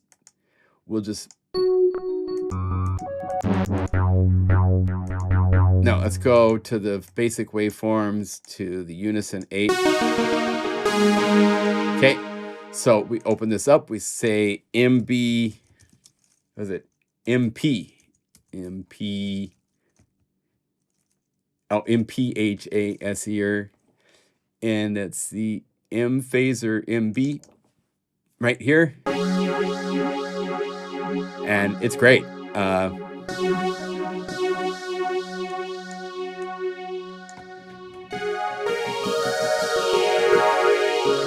There's 1, 2 bands.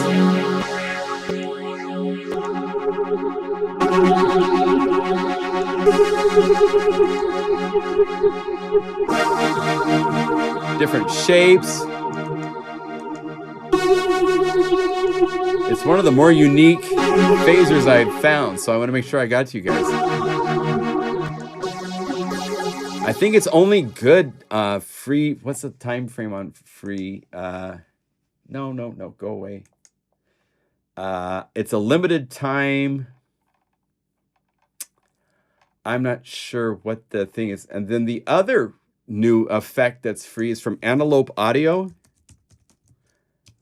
This requires iLock to get to work. Antelope Audio. Let's see here, products. I had notes for this, and I was cleaning my desktop because I had a whole lot of files up, and I deleted it, so I'm sorry about that. Software store. I want the software store, please. Oh, gosh. Well, they have an EQ. Their website is not being cooperative to me. Anyway, I can show it to you really quick. It's nice. Oh, their website's now updated. They must be here. If you go to Antelope Audio, here's the link, and it just pops up on the screen for you to get it for free. Just give them your email address. You can unsubscribe.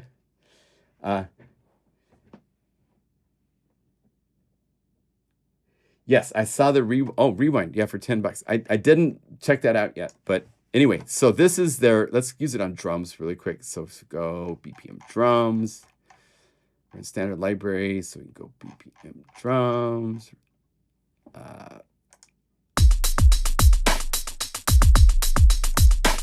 Let's go, it's called the MG4 Plus. So let's say MG4.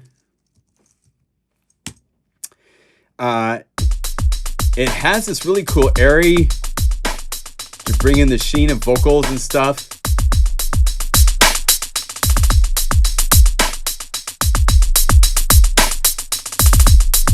It kind of reminds me of API, how it has a bit of a, it's very aggressive.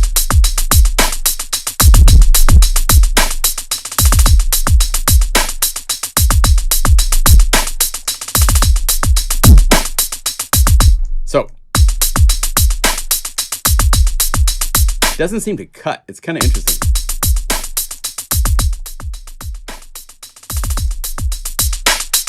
Here's where you choose the frequency of the sky. And then these are fixed frequencies right here that you can add.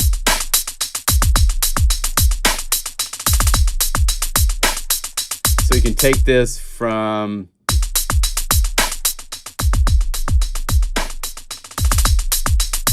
so it's nice for free. Why not, right? So if you want to pick that up, go to the Antelope Audio. They've got a whole bunch of effects. So they'll be sending you email, which you can unsubscribe to. But it's a nice EQ. I found it to be kind of an aggressive, edgy kind of tone. It's nice. So there you go. There, I got my 2 effects I wanted to cover in. So thanks for hanging for a nice long live stream with 30 minutes over, but it's worth it. Hope this helped you guys get a little bit more understanding of all the stuff Unify 2 can do. It's so much power. And did I close the window on you guys? Oh my gosh. Okay, hold on a second. I gotta see the chat so I can do shout outs. So everybody start doing your shout outs. Let's see, Firefox. And thanks for sticking with me. I'm just an old fart having fun, you know? So it's cool you guys are still hanging out. It means a lot. All right. Let me get over here. Let's go live. Shout outs better be happening by now because I'm late to the party. Give us a vote and review on KVR if you like what you see in here. Exactly. Shout. Okay. UK. Ontario, Canada. Colorado. Good to see you all. Thanks for joining us. That's great.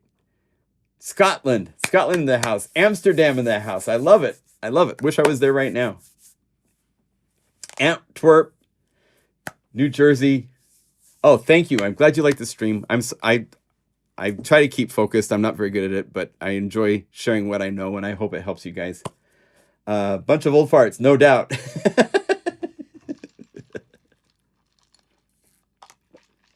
Anyway, I hope you enjoy your digital sunlight. That was a fun patch to make. I want to go back to that for a minute. So go live stream. It's a pad, digital sunlight. So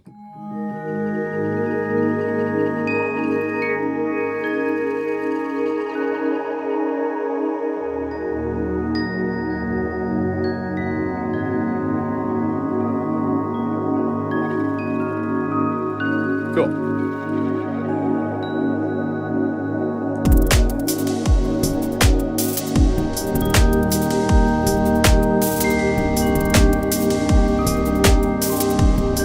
And what you could do is, well, we'll stop there because I'm way over already, but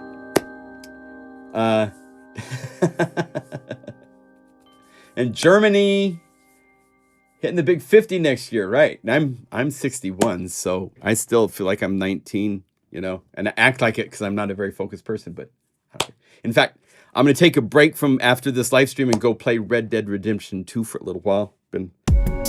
I never finished that game, so I'm trying to get to the end of it to experience all the. Everybody talks about how great it is at the end and stuff. So I'm gonna. Anyway, thank you for joining us. My hands are together and head bowed. We appreciate all of you and your support. Hello, Poland for less. The team for everything. You're welcome. You're very welcome.